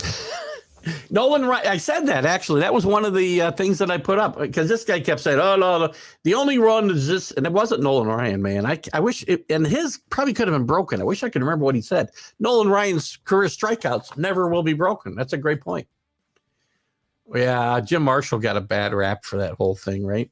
It's too bad that one of the things he's remembered for, maybe rather than playing in the most consecutive games, at least at one point, or things like that, or being a great defensive lineman, is overshadowed by this, which happened as a young man. Stuff happens. And they did win the game. I believe that was against the 49ers, right? Let's move on to some baseball. I know Drew's itching to talk about Darren O'Day. I'm kidding. I'll throw out some things, and Drew, we can jump in anything you want. I'm going to get into some of the news of the day. I was going to look, and I guess one thing I'd love to talk about, Drew, that maybe you want to give some input on is bounce back candidates for 2023, guys who had off seasons in 2022 that we can look for to rebound. In the meantime, The Dodgers have extended their new addition, Rojas, through 24. The Dodgers will retire Fernando Valenzuela's number 34 this season, which I think is well warranted. If you guys weren't alive for Fernando Mania, and I know many of us were, there was nothing like this was in 1980. What year did that happen? 1981, during a strike season of all things. Fernando was one of the things that helped save baseball in my mind at that point in time, because he came out of nowhere. He pitched in 80 a little bit, and I know he pitched down the stretch and was nearly unhittable. But he was nearly unhittable for the entire 1981 season. Completed 11 games out of 25, which very rarely happens these days for sure. Went 13-7. He won the Cy Young. He was 5th in the MVP voting. He won the Rookie of the Year. And he had a pretty good career. Won 19 games the following year, 15, 12 and 17, not good. 17, then he won 21 in 1986. And then his career kind of hit the wall because, and again, I hate to say this because I really think pitchers ought to pitch more than they do, but Tommy probably used them too much. But this guy was an all-star for 6 seasons. As I said, he won a Cy Young Award. He finished in the top 5 3 other times. Finished in the MVP voting top 20 a couple of times. Top 25 4 times. Was a really good pitcher for his time and an important Dodger, and I'm glad to see that the Dodgers are going to retire his number. I think it's warranted. What else? Tatis, who's one guy we can look for to bounce back this year, probably from that list, is looking for redemption. He talks about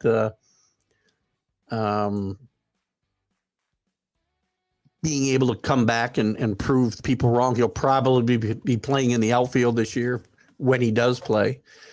Ohtani's future still murky in LA after Marino has decided not to sell the team, or at least stop talks that he was in to sell the team. As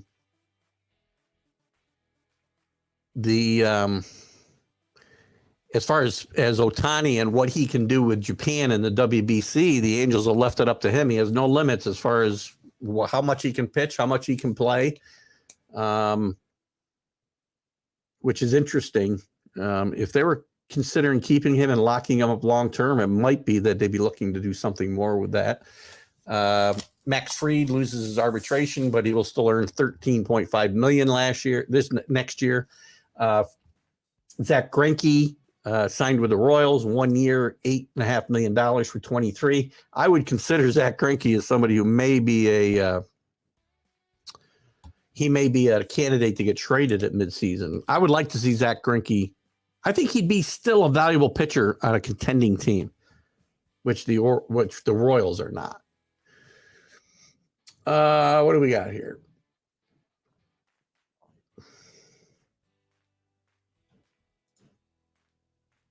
Yeah, that was a pretty cool. Simple mistake with Marshall. No hitters and one hitters. Again, that's a great point, too. We're talking about Nolan Ryan again. Nolan Ryan, listen, people argue about Nolan Ryan, whether he should be in the Hall of Fame or whatnot. We had that conversation about this. Nolan Ryan has to be in the Hall of Fame. Most strikeouts in history, most no-hitters, most one-hitters, as CA says. I mean, he was this close to a lot more.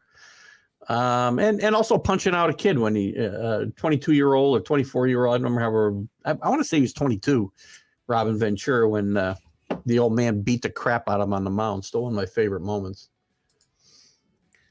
Cesar Hernandez gets a minor league deal with Detroit. Yuck. Josh Harrison gets a 1-year deal with Philly. That is interesting. That is a bit of a weird. I mean,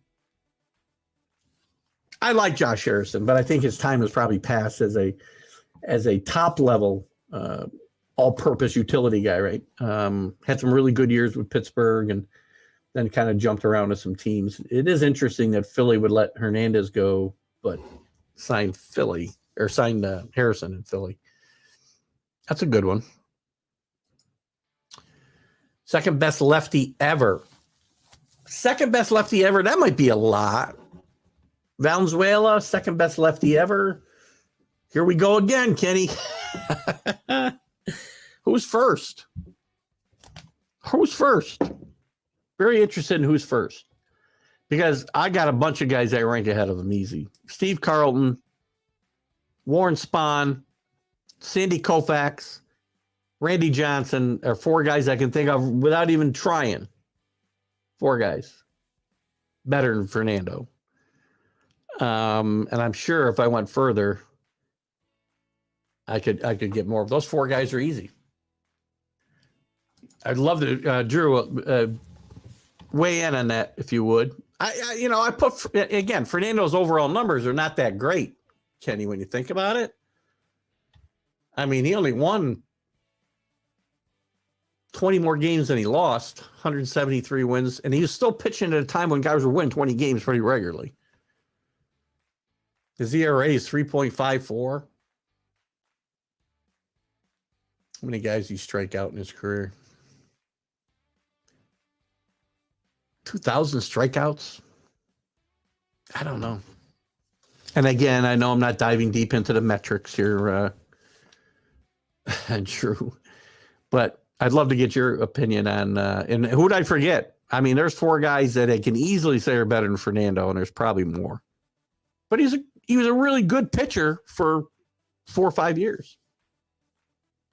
He did have a funny delivery. It's very similar to Tiant from the left-hand side. I don't know that he did all the twisting and turning, but he'd look up at the sky. He was a good hitter too. There was also a lot of debate whether he was actually 19 years old, or I think it was 19. They thought he was in 1980. I mean, the guy could have been 7 years older. They just weren't sure, which is maybe why his career started downhill as quickly as it did. Stay off the roids. Oh, who's this? January 20 was Duffy Day. Matt Duffy signed to Kansas City. Tyler Duffy with the Cubs. What are the Cubs doing? What are the Cubs doing? I mean, does anybody think that what the Cubs have done this offseason is something that's going to turn this team into a contender? Because I don't. I mean, the only signing I like is Dansby Swanson, and there's nobody to play around him. Hosner? Bellinger?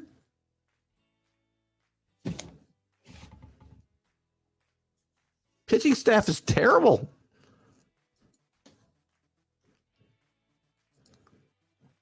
Stay off the roids. Still not sure where that goes. I'm sure not sure where that fits. Zach Slowball. He did strike out a lot of guys at one point in his career, Zach Greinke. Franklin Germain traded to the White Sox. Alex Colomb signs. Colom's a big signing with Washington, but they're not going to be any good. Yeah, the highlights are a little slow this week. Even my Major League Baseball update I do for Let's Talk Sports was a little light in content because there just wasn't a lot to chat about. I chat about the WCBC as much as anything the last couple of weeks. So I'm very interested. There's another thing I can chat about a little bit here as we go forward. I do want to touch on college basketball a little bit, maybe when we get to the bottom of the hour. Sorry about that. The WBC, I really have a lot of fun with it. I think the U.S. has got a great chance of defending its title. They won in 2017. We missed a year, I think, because of COVID. But I think they've got a very good team. The pitching might be a little bit weak. Mark DeRosa is managing that team, and it's going to be, I think they start on March 15th. We got pitchers and catchers reporting here starting on the 13th, I believe. No, I'm sorry. Is that right? February 15th. Some teams report later. I believe the pitchers and catchers who are going to be in the WBC can report on 2/13, so they can report a couple of days early. And I'm interested. This is a tournament that I like. To be honest with you, I cannot stand watching meaningless Major League Baseball exhibition games. I hate it. So this gives me, a couple of weeks, 10 days, whatever it is, to watch some real baseball being played that means something to somebody. And I think the WBC is a lot of fun. I wish there was a different time of year they could play, but baseball's never going to shut down for 2 weeks in the middle of the season. Maybe you could play it after the season, but then guys have got long seasons behind them. And I think the level of baseball is still pretty good, even though it's so early in spring training for a lot of these guys. Nobody had a weirder delivery than Louis Tiant, for sure. And I had Louis. Louis is one of my favorite interviews. It was a little tough because he had some technical difficulties, but I really enjoyed talking with Louis, and he got talking about his parents a lot and what they meant to him and his mom and his dad, and getting them over from Cuba during the 70s. Reading a great book right now called Game 6 about the 1975 World Series, mostly surrounding that one game, Game 6, which was one of the best World Series, if not the best World Series game ever played. I don't know where the king of cliches, the Mad New Yorker, is today. He hasn't been here the last couple Sundays, so he might have some personal things to work out. Maybe he's catching up on his cliches or trying to, find ways to keep his 90% accuracy rating up. Kenny goes back to the early 60s and can remember players. Nolan Ryan was a pitcher. I think, I don't know if he's the best pitcher of all time. He was, and he didn't play, he played on a lot of bad teams. That's why I think he gets a bad rap. He gets a bad rap because, his winning percentage is very low. He didn't win Cy Youngs. But Nolan Ryan was a freak of nature. If he wasn't the best pitcher of all time, which is debatable, he was the most exciting pitcher of all time because every time he took the mound, he might throw a no-hitter. And early in his career, you never knew where the ball was going. But Nolan Ryan is one guy that I always defend when people try to say he didn't belong in the Hall of Fame. Koufax definitely better than Fernando. Koufax had such a short window. I'm going to say that Sandy Koufax had the shortest window of any player in the Hall of Fame. We talked about this last week, I think, Drew, as part of our Hall of Fame conversation, that, guys like Mattingly, and again, I'm not saying Mattingly's star burned as bright as Sandy Koufax's for that small window, but some guys' window is so small, the sample size is so small that they don't get in the Hall of Fame. Well, Sandy Koufax probably has the shortest window of success, maybe of anybody in the Hall of Fame.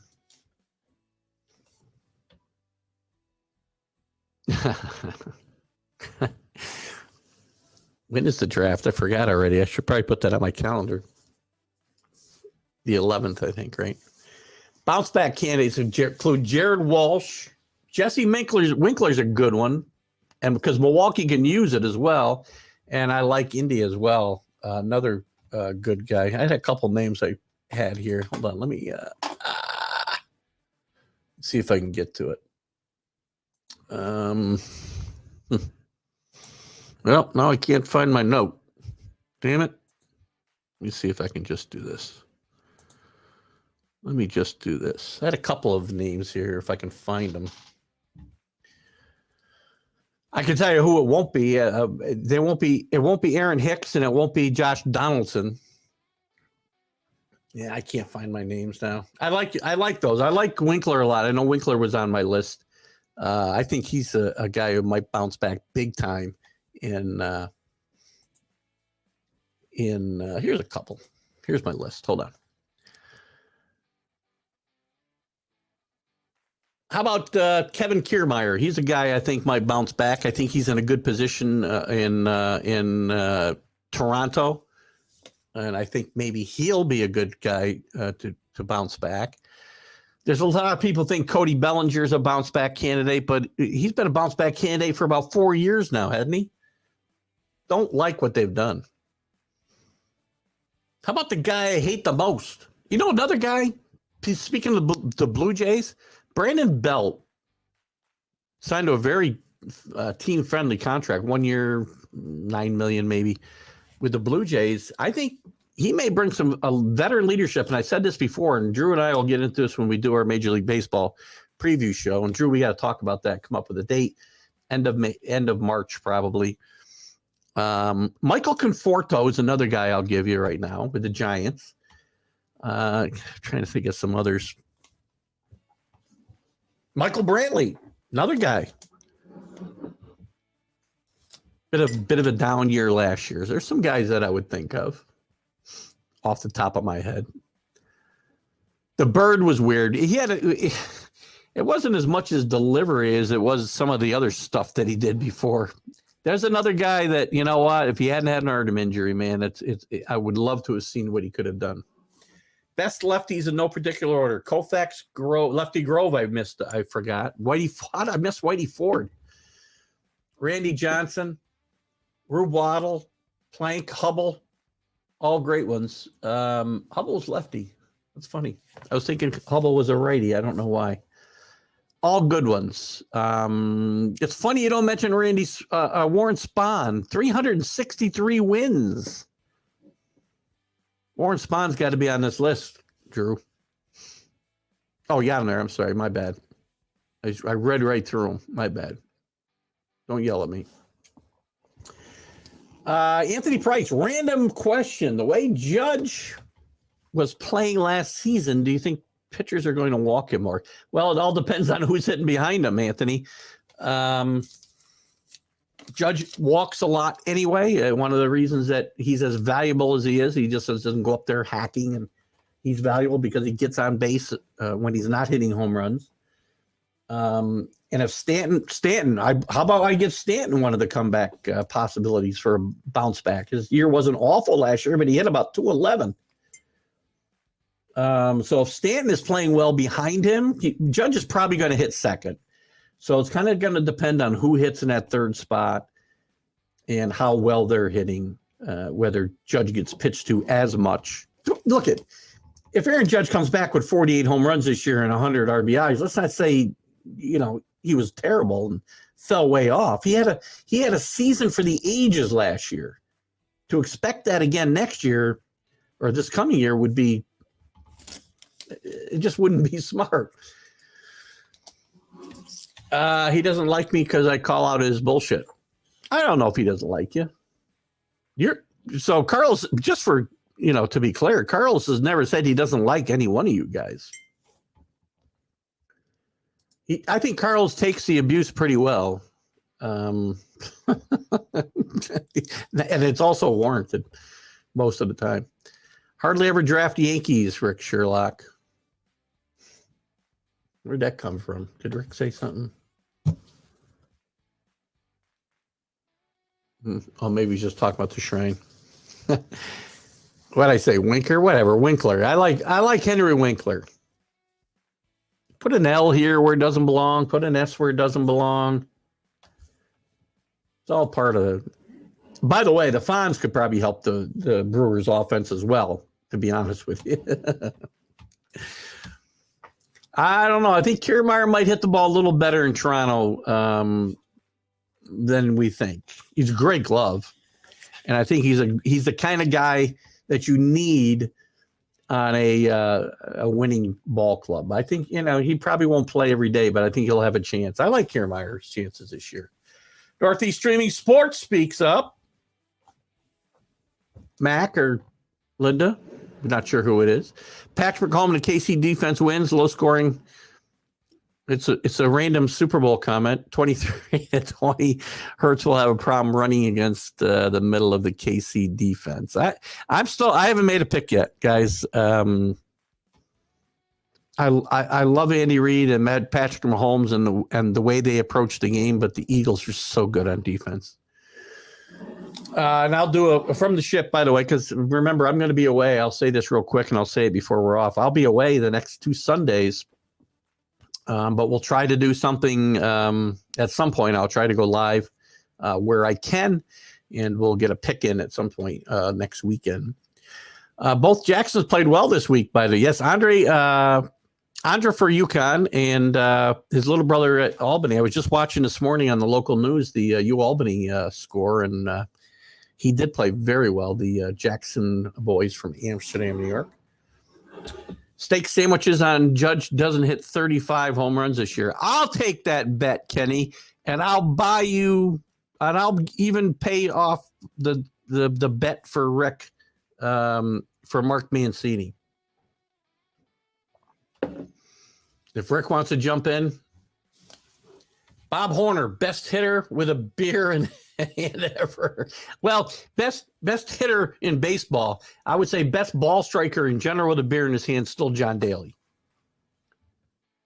Guys, John Daly is about 350 pounds, and he still plays some tremendous golf. All Clash reunion come up in August. Kenny is already banned. I saw that. Kenny, good job, by the way. That Dale Carnegie course is really not taken with you. I will not be there, Rick. I don't know why. I just won't be. I just never got, I don't know. We'll see.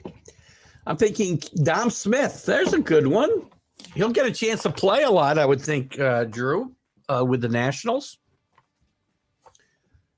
That's a very good one, actually. I like that one a lot. I hadn't thought of that one. I don't know where he's going to play, first base or outfield or whatever, but he should get plenty of at-bats should he stay healthy.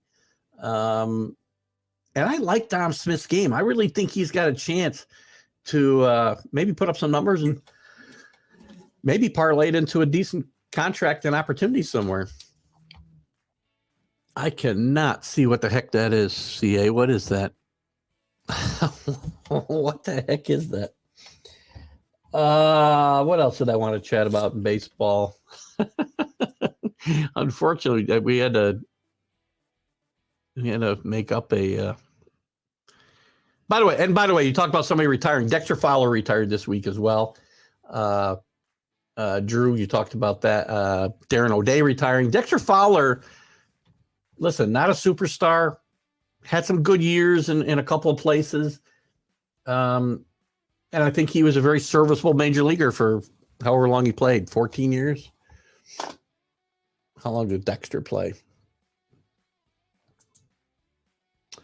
Dexter played 14 years. Look at that. Pretty good guess. Had a nice, decent career. I mean, he had probably his best 2 years were, I would say, probably 2012 in Colorado. And maybe, I think he had a year with the Cardinals. Yeah, St. Louis 2017 that was a pretty good year for him as well. Again, decent player. Certainly not somebody that will be missed.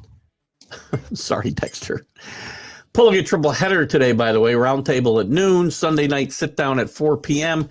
And Let's Talk Oklahoma Sports at 10. You can catch all that on Let's Talk Sports with Alan. I will be doing, by the way, at 11 o'clock this morning with Steve Cote, a Tom Brady retrospective show, 30, 40 minutes. I'm not sure how long we're going to go, but I will be part of that show at 11 o'clock this morning. We're going to have some fun with that. Check out Alan's shows. Rick got banned for standing on my principles and always will. We're not going to get into that topic of discussion. See, I don't care. I have very strong beliefs in these areas, but everybody's entitled to them. I'm not going just because I don't want to go. I couldn't even tell you why. But Kenny, you're entitled to do what you want there.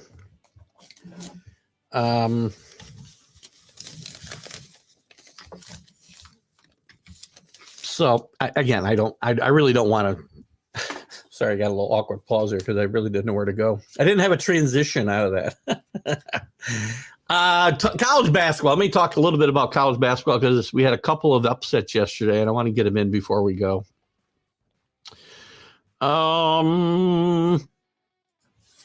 Let's look quick at the college basketball scores yesterday. Purdue, number one in the country, coming into this game at Indiana. Indiana's been playing very well. I talked about a lot, and we'll get into this a lot more on Wednesday night on the College Sports Huddle, which will be my last full show before vacation. Indiana beats them 79-74.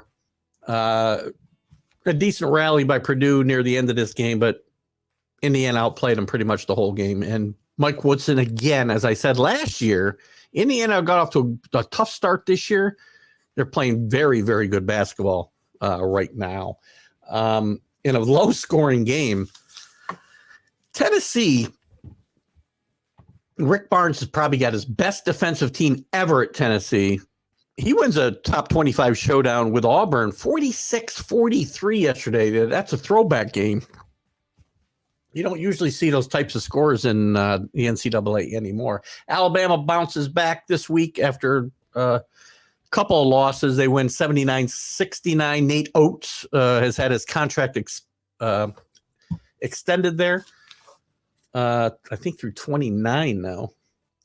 Arizona now probably looking at a number one seed as we stand today in the NCAA tournament, just blows away Oregon State 84-82. Virginia loses to Virginia Tech on the road. ACC is just not that good. The top teams in the ACC, the ACC is kind of deep and decent teams, but there's just no standout team there. Virginia is probably the best one, sixth in the nation right now. The only one with a chance at that number 1 or 2 line, and ACC may not have anybody in the top 2 seed lines. Texas continues to play well. Kansas State is starting to come back to earth a little bit. Close game. Kansas State loses at home 69-66. Kansas loses again. Kansas and UConn, two of the most bipolar teams in the country, if you will. They were playing great basketball up until a month ago, and Kansas, the last 2 weeks, has just kind of nosedive. They lost to a good Iowa State team on the road, 68-53. They didn't just lose, they got their butts handed to them. UCLA rolls over Washington State. Don't rule out UCLA for a number 1 seed before this is over. Arizona, UCLA should play for the Pac-12 championship. The team that wins likely gets a number 1 seed unless things fall apart here. St. Mary's and Gonzaga. I have been pushing. Gonzaga's just not as good as they were last year. Drew Timme, still a great player, but not enough talent around him, not enough speed in the backcourt. St. Mary's, who I said would beat Gonzaga in this conference tournament here in a couple of weeks, they beat Gonzaga at home 78-70 yesterday. Marquette, Shaka Smart and the Marquette team that formerly used to be known as the Warriors, now known as, now I just lost their name. Can't call them Warriors. 60-52, they beat Butler. Not a good team, Butler. One of my other sleepers takes a hit yesterday. Jamie Dixon and TCU, number 15, goes to Oklahoma State and loses 79-73. St. John's, the season is unraveling for Mike Anderson and the Johnnies. They go to Xavier and get creamed 96-71. Florida Atlantic continues to win 22-2, 67-52 over Charlotte on the road. The U, Jim Larangara and my Miami Hurricanes, 78-74 over first place Clemson in the ACC, 78-74, as I said. And UConn barely gets by horrendous Georgetown on the road yesterday, 68-62. As Rick mentioned earlier, Andre Jackson gets this game wasn't his best game. He had just 7 points, but 10 rebounds and 7 assists for Mr. Jackson. He's a very, very good player for UConn. What do you got here? CA. Kansas State lost at home to Texas. Yep, we covered that. So you're going to see some jostling in the top 25 again, which we'll get to on Wednesday. Purdue will not be number 1 probably again. We'll see whether Houston jumps back up or somebody else takes control here. Watch out for Tennessee. I think Tennessee will be the number 1 team in the country this year. This is probably Rick Barnes' best team maybe ever, not just at Tennessee, but Texas, Providence, wherever else he's been. Look for them to maybe jump. And by the way, Zach Edey was not the reason for this Purdue loss. He went for 33 points, 18 rebounds in this game. So he played very, very well. A guy I know that Rick has commented on quite a bit in the past. Kenny's got top 25 means nothing until after the tournament. It means something in the terms of how I want to look at the scoreboard because I don't want to look at every game. So that's why and again, it means something, Kenny, because, teams ranked 25 aren't going to get 1 seeds in the tournament. So As you're playing, does it mean anything? No, because all of these teams will make the tournament. And on Wednesday nights, by the way, I don't just look at the top 25. I look at the whole kit and caboodle, and we look at the bubble watch. In fact, if I was to do that right now, let me break that down for you, because these teams are not in the top 25. And I'll give you right now, Joe Lenardi's. I always got to give him the bubble watch here. His top seeds at the moment are, see who's he got. I got to look because he doesn't list them. I got to go into the bracket. I hate that. He's still got Purdue, Alabama, Kansas. Shocking. He still got Kansas as a one seed, and Houston. And his last 4 teams with byes, so these are not top 25 teams: Northwestern, New Mexico, Richard Pitino's New Mexico, Arkansas playing a little bit better basketball under Eric Musselman. They got to get healthy to have any chance. Memphis, led by Penny Hardaway. The last 4 teams in, got a blue blood here in Kentucky, West Virginia, Nevada, Oklahoma State. First 4 teams out, Texas A&M, Florida, Oklahoma, Charleston. Even though they've only got 2 losses on the season, they still haven't beaten a top 100 team. Next 4 out, Wisconsin, Seton Hall, Penn State, Arizona State. This bubble watch is very, very fluid. It changes pretty much daily, and that's what I like to keep my eye on. And I dive much deeper into this on Wednesdays. Here on Sundays, in the interest of time, Kenny, I like to just keep it to the top 25 scores. Thank you, Alan, for making mention of this day in 2017, 28-3. Anybody who does not know what that means should probably never tune in this show again. Oral Roberts will be in the party right now. He's got them. Hang on, Kenny. I checked this, and I was waiting for you on Wednesday, because right now Joe Lenardi has Oral Roberts as a 12 seed in the West and playing in Albany, by the way. Albany's got the first round games this year on, let's see, the dates are not here. I think they play Friday, Sunday. I won't be certain of that, but they're going to get, right now, he would have Rutgers against Oral Roberts, Iowa State against Utah Valley, some really good teams there, Indiana and Kent State. This is all, conjecture. Xavier and Hofstra, all in Albany for the first round. Last 2 times the NCAA tournament's been in Albany, I've been a big part of it and been there for the first 2 days of that tournament. And I'm considering it again, but the cost is much higher than it was the last couple times, especially the last couple times they played the first and second rounds here, which was probably, 25 years ago, maybe more. Oral Roberts, the only decent Oklahoma school right now, oddly enough. Oral Roberts has played very good basketball. I told Kenny this when he mentioned him. I think the first time he mentioned it to me was maybe in our group chat, but Oral Roberts has got a very, very good team and has for a while, and they've made some noise, limited noise in the tournament a couple times in the last few years. So good underdog, 12 seed, 12s and 5s. And again, these seeds are going to change, right? But I like your pick there. 12:29. See you all, Drew. Be good. We got about a minute left here, guys, and we're going to be moving on. So good day today. Lots to comment on. We're running out of pro football, other than the draft will be coming up, free agency and trades, and baseball is going to be coming more to the forefront. We'll sneak in some stuff. Guys, I'll be on vacation the next 2 Sundays, but I'll try to get on live do a short show on each one of those days. Don't know where my music went, but I'll be right back. We'll look for you then. We got one more real full show on Wednesday night at the regular time, 7 o'clock, with the College Sports Huddle, and then the rest of it will be kind of piecemeal.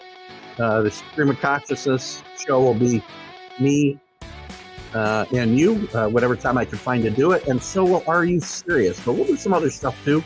And some of the stuff I do for Let's Talk Sports will also be live. Dangle, the TGI Sports Talk Sunday Stream of Consciousness.